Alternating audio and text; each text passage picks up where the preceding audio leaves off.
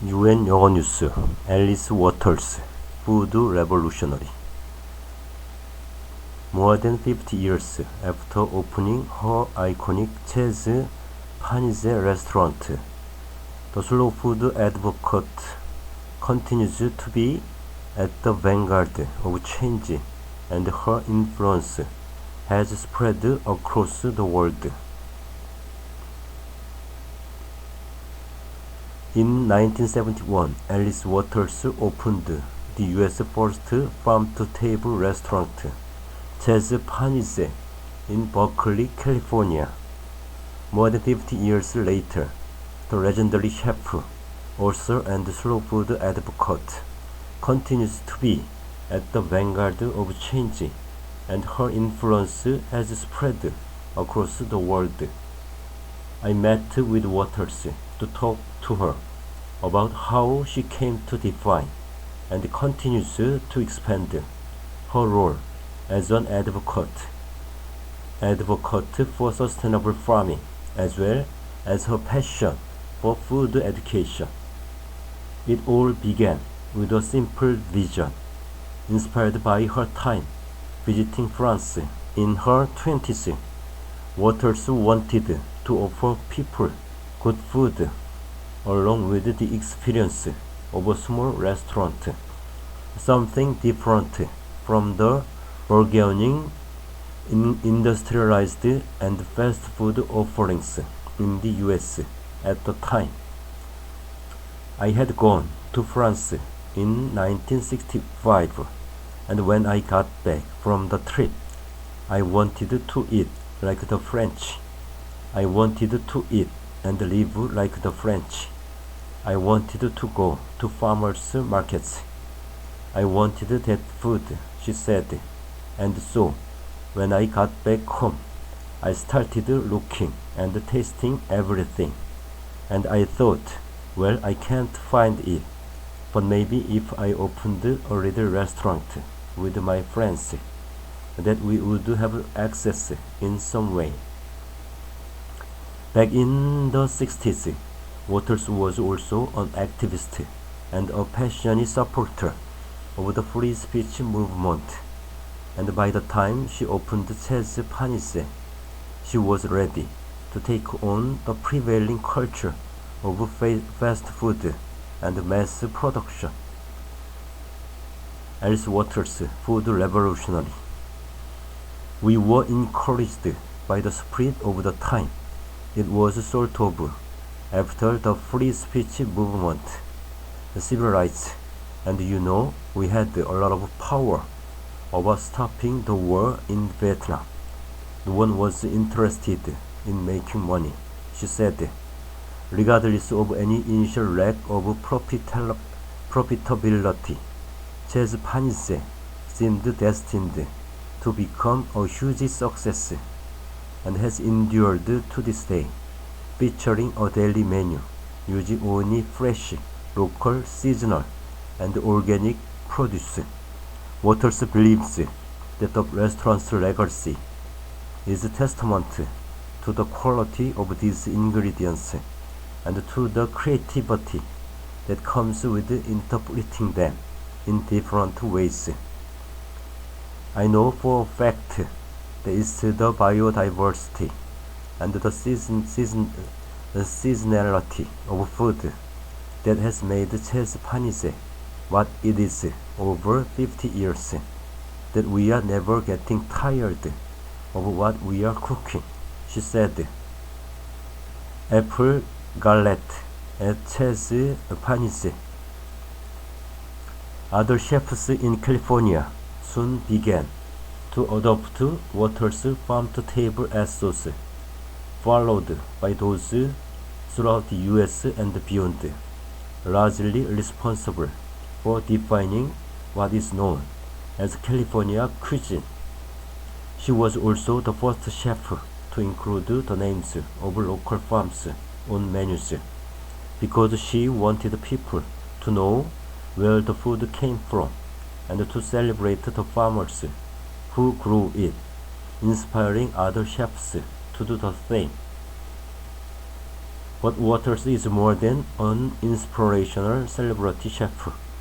She is a food revolutionary, and her biggest mission is to change the way we all relate to food and the planet.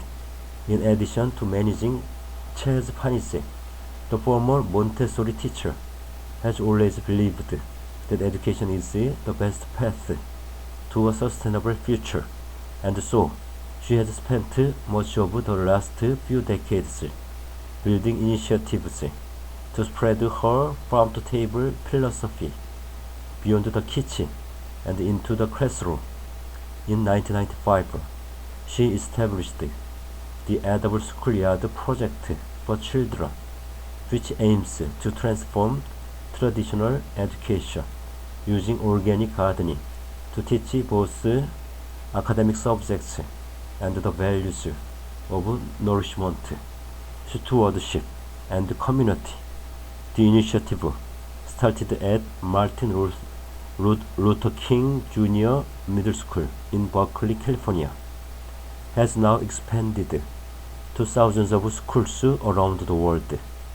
When referring to Waters, former Edible Schoolyard Executive Director Angela McKee-Brown said she is a woman who believes passionately in education and the power of education to change the world.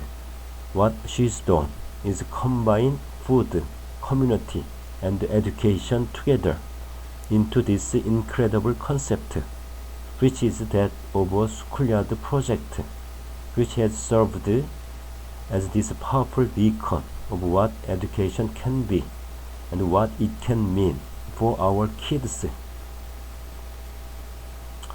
Chez Panisse features a daily menu using only fresh, local, seasonal, and organic produce.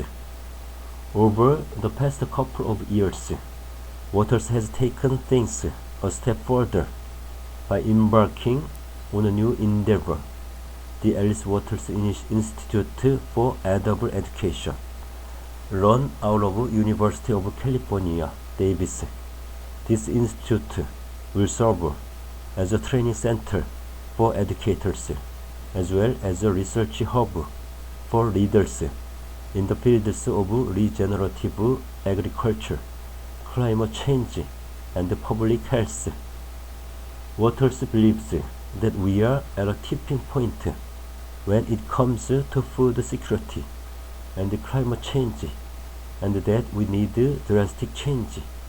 To her, the way forward goes beyond eating more sustainably, which basically keeps things the way they are without doing more damage to the environment. Instead, she asserts that we need to turn to food that's grown regeneratively, though practices that make the soil better than it was before, increase biodiversity, and improve local ecosystems. In many ways, it's a holistic approach to farming that's been used for millennia by indigenous people, but that has become lost over the centuries. We have to understand we are never going back to that fast food culture and world. We must make a change, a big change, she said. We need to put nature first, absolutely first, where we are going to be in many pandemics, and I fear for the planet. But just how realistic is Waters' slow food vision in today's fast-paced world? The answer remains to be seen. However, Waters firmly believes that we can all make a difference by purchasing and eating local ingredients, and that this food can and should be available to everyone, starting with the children in the school system. Chez Panisse was the first farm-to-table restaurant in the US. The thing is, Food for Alice is not just about having a restaurant and feeding people. Basically, the farm-to-table issues were hers from the beginning. She coined that phrase. She changed the way millions of people eat already, said Annie Philbin, director of the Hammer Museum.